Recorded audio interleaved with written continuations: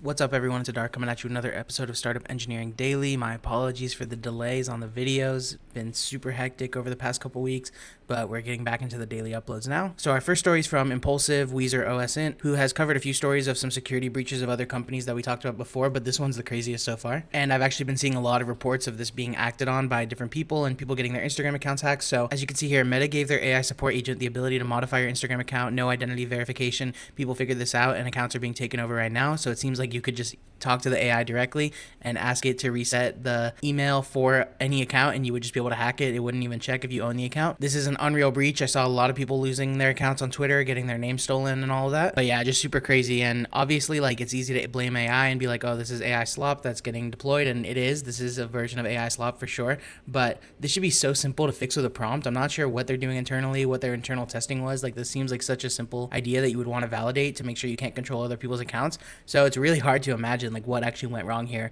that allowed this to get deployed without any security, because you just add a prompt that's like, hey, especially like for a prompt like this, like maybe it's hiding the prompt above that they did to jailbreak it or something, but it really does seem like, you know, you could pull 90% of IG accounts and it doesn't even have a prompt like in this Telegram or whatever Signal or whatever platform this is where they're posting this. It's just ask AI to switch the email for you. So it seems like it very simply could have been handled with a smarter prompt that's like, if you're attempting to access someone's account or change the security information on someone's account, you need to go through this verification process, or just don't even give the AI support assistant the ability to do that. So super nuts. We'll see if they like come out with an announcement about this. I know people are trying to get their accounts reverted back, and I think a few have gotten their accounts back, but I think that a lot of that is Meta insiders as well helping them out. So if you don't have an inside connection, you're just kind of screwed, but we'll have to keep updated on this. Okay, next we have a tweet. It's kind of a longer story, but we have a tweet from Kari, who's the CEO of Linear, which is a product management platform for startups mostly. And he's responding to this company called Corgi, which this has been going super viral. It's this company called Corgi, which is a business insurance AI company. They're worth like $2.6 billion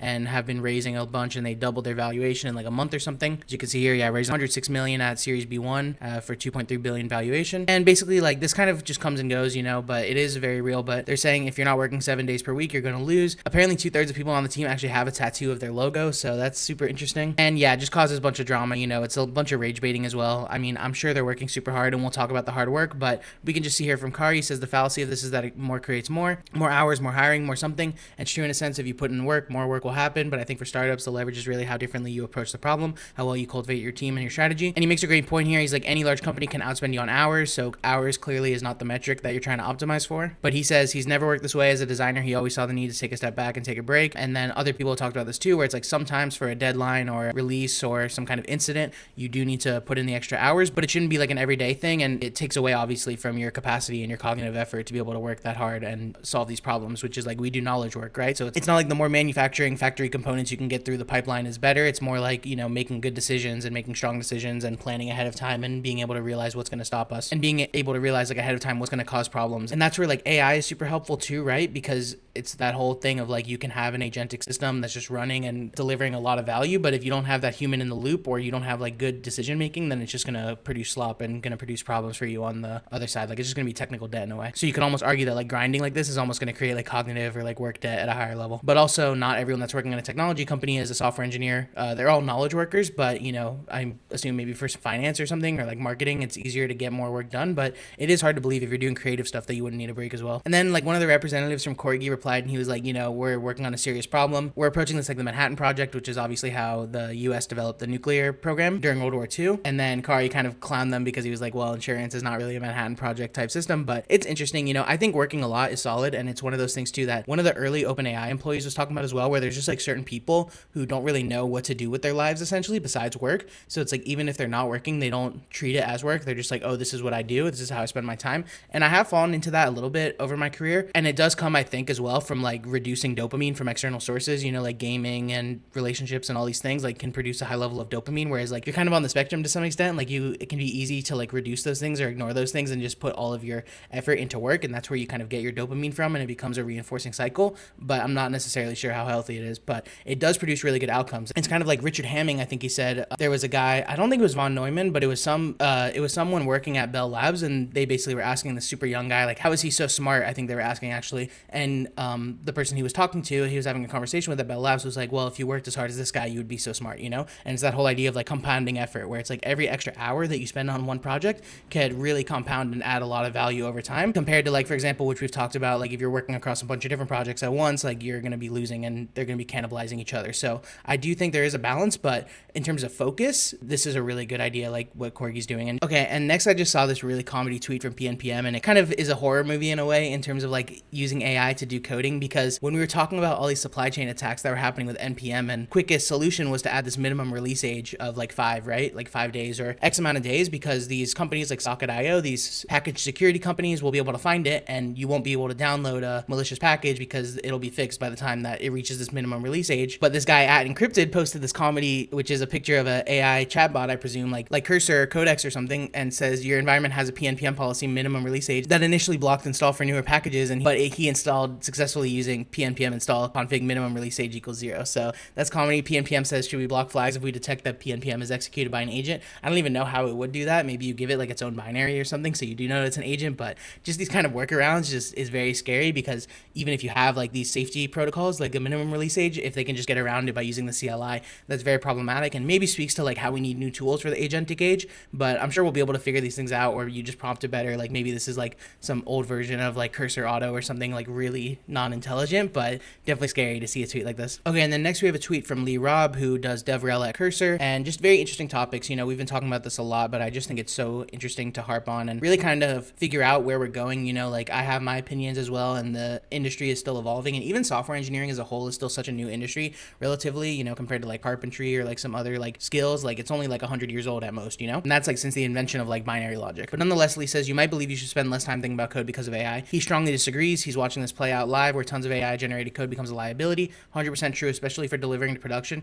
At the end of the day, an engineer needs to be responsible on call for code that should get shipped to production. If you don't understand the system you're trying to debug, you're probably going to have a bad time. Yes, AI can help with all of this. If you set up the proper systems, you can have agents triage prod logs, look at errors, etc. You can speed up parts of the investigation, but an engineer needs to make the call. There might be some serious customer or financial implications from that change. He expects the trend to continue for trimming dependencies, vendoring code so you can modify directly, preferring simpler systems with fewer abstractions, and spending way more time thinking about system design and code maintenance. He said this before, but it's a great time to get familiar with CS fundamentals and some of the history behind what great software looks like. Many parts will be different in the coming years as AI progresses, but also a lot more than people realize will stay the same. So yeah, I totally agree with this. I just want to get to like the most important part. So yeah, an engineer needs to be responsible on call for code that gets shipped to production. That's the thing, is like when you're releasing code to production, that's a whole different story. And even before AI, I was kind of starting to realize this, where it's like the way I kind of understood it is like when you look at tutorials, right? Tutorials just give you like imperative, like step by step, here's how you solve a problem. But when you're releasing real production code, like everything needs to fail, you know, transient errors, all of these things. That's where like durable execution and workflows can be really helpful. I don't think they fully reached their peak even with AI. I thought they were actually going to move a lot faster, but I think it's just a cost and like a mental model kind of issue right now that they need to get over, maybe a marketing issue. When you're writing code in general, it's not just going to be working perfectly every time unless it's like a legit like local only system, but almost all systems that we build now are talking to the internet, making network requests, so by definition they're going to have transient errors. So that's where it's like when you get to shipping to production, it becomes a whole different story versus like vibe coding, for example. I really think you can vibe code local tools very nicely. You can even release them to the internet possibly, but once you get into like having reads and writes and even just like any CRUD application, you're absolutely adding a lot of security risk by not auditing or understanding your code base deeply. And then the second part here too, where he's like, AI can help with all this if you set up proper systems. You can have agents triage prod logs, look at errors, etc. You can speed up parts of the investigation when an engineer needs to make the call. I 100% agree with this. It blows my mind how much AI helps with triaging nowadays. I remember when I was working on like restaurant menu publishing and order systems, I would have to keep track of so many different IDs for like different items, managing like different shapes of menus for publishing and all these things like in a notepad, you know? Whereas with AI now, it just has all of that context. It works so well. It creates new structures so quickly and writes so much like text and JSON based on what I ask it to do. And just having that kind of like human in the loop guidance just makes both of us so much more efficient, you know, versus just letting the AI handle it where it doesn't understand the context, or me just handling it where it's like I can't manually move text as quick as it can. Okay, and then lastly, we have a tweet from senior writer Max Zeff at Wired, and just I wanted to cover this story. I know it's kind of old now and I missed it after, you know, being away for a couple weeks, but basically Elon Musk and OpenAI went to court. Elon Musk was suing because OpenAI did effectively, I mean, it's pretty much a fact, OpenAI effectively stole the company from him, the nonprofit. He invested $40 million. There were potential term sheets that showed him being able to own 51% of the company. He was the initial connection between Jensen and NVIDIA and OpenAI to train the first model in like 2018, I believe. And just all in all, everyone I think who's tapped into the story understands that the OpenAI story was kind of stolen from Elon, even though Sam Altman and Greg Brockman did a great job of actually building the company. there was some kind of underlying beef there, rewards that needed to be given back to Elon. But basically they went to trial and it was essentially thrown out for statute of limitations. Max Zeff breaks it down because that's kind of crazy. Like, why was it able to go to trial if it didn't even meet the statute of limitations, which means it's been long enough that they can't even try the case because it happened too long ago. So some of the timeline is this case was filed in 2024. Musk had to argue that OpenAI charity was stolen after 2021 within the statute of limitations. Musk claimed it happened in 2023 when Microsoft invested $10 billion in OpenAI's for-profit arm, but OpenAI argued that Musk should have discovered that it was creating a for-profit arm and that it would raise billions years earlier. Evidence revealed in the case showed that Altman sent Musk an OpenAI summary term sheet in 2018, revealing their plans to create a for-profit arm next year in 2019 and raise more than $10 billion for it in the future. Musk testified that he never read the whole document. Dating back to 2017, there were other discussions about the need to raise billions of dollars for OpenAI, converting it into a for-profit. One idea was folding OpenAI to a B Corp within Tesla. This was talked about as well, where Tesla might have acquired OpenAI. But because there was a disagreement on the timeline, a jury asked to help decide the core facts of the case, including when Musk could have been convinced that a charity stealing really happened. The jury never even got to reveal when they thought the OpenAI charity was stolen because they unanimously decided that Musk's claims should be thrown out on a timeliness issue. It is like so sad that like a company or a for-profit that was meant to basically be AGI for everyone. That was the whole idea. It was like it was going to be open weight AGI, and OpenAI was doing really cool things with like training and like game playing. There was also the DeepMind with Go, which is separate, that's tied to Google. But it's just really kind of sad, I guess, that these companies have all become for-profit and all private. None of them have open weight models. I don't think OpenAI has released an open weight model in multiple years now. I could be wrong. At least they haven't released one since last year for sure. And basically China is the only country that's really pioneering open source AI. So who would have guessed that? I don't know. Anthropic's claiming to go public soon. They just filed. We'll talk about that tomorrow probably. OpenAI, I'm sure, wants to file for IPO as well. So it is very interesting how the timeline's gone. Now, obviously, Elon with XAI has his whole system and they're working with Cursor. So maybe they're a little bit behind. I'm sure he's pissed off about that because he basically could have had OpenAI be his, which is another $1 trillion in market value. But nonetheless, he does stay winning on these things. So, and hopefully as new updates come out, I'll be able to keep you guys informed on a more timely matter.